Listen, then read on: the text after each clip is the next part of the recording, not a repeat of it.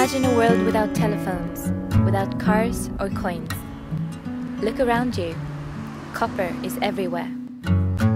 Copper is used so much in the modern world that we often forget how much we depend on it. But where does it come from?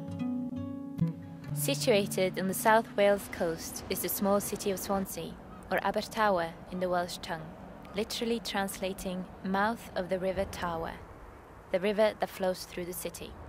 The interesting thing about the development of the copper industry in Swansea is that it's a very sort of early example of industrialisation, and the people involved in copper manufacture were really pioneers. They had to develop not just their industrial sites, but also the whole infrastructure. The Richard Burton Archives in the university now preserves a collection of historical documents of the copper works industry, in particular the Vivian family. With their principles of building upon social aspects of the town, the Vivians managed to successfully establish the industry on a global level. They were very far-sighted in wanting to develop the port of Swansea, the new docks. They were far-sighted in bringing the railway to Swansea, 1850. So they're far-sighted people, and people recognised that they were far-sighted. Just one example that I came across, a listing of what was in Swansea in 1883. Okay?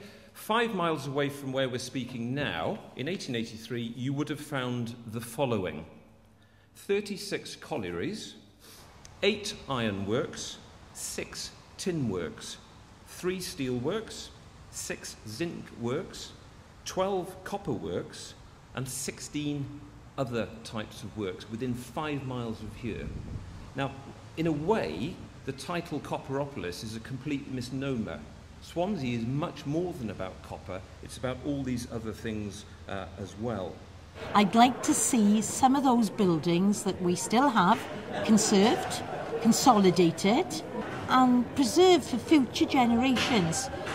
You know, we've lost so much, and we understand why we've lost so much of our industrial heritage around Swansea, but we have that balance now, and these buildings are rare, they're worth preserving, and they're really part of our psyche in Swansea East. This is the first stage in shaping a copper pan. What the men are doing is using tongs, they've got a big round copper sheet, and it will be turned into a version of a copper pan. Using their tongs and their skill, all done by eye, they will have made a perfect copper pan. In 1948, Landor was the only place in the world which produced copper pans using a single sheet of copper. So what do you think of a day like this, like the Copper Day? I think it's wonderful. Absolutely marvellous. Especially when your family have been in it, you know. Yes, exactly. I was 14 when I started in the office here during the war. Yeah. If you go to other places in Wales, the iron industry and the coal industry, I think quite a lot has been done to preserve and protect their heritage.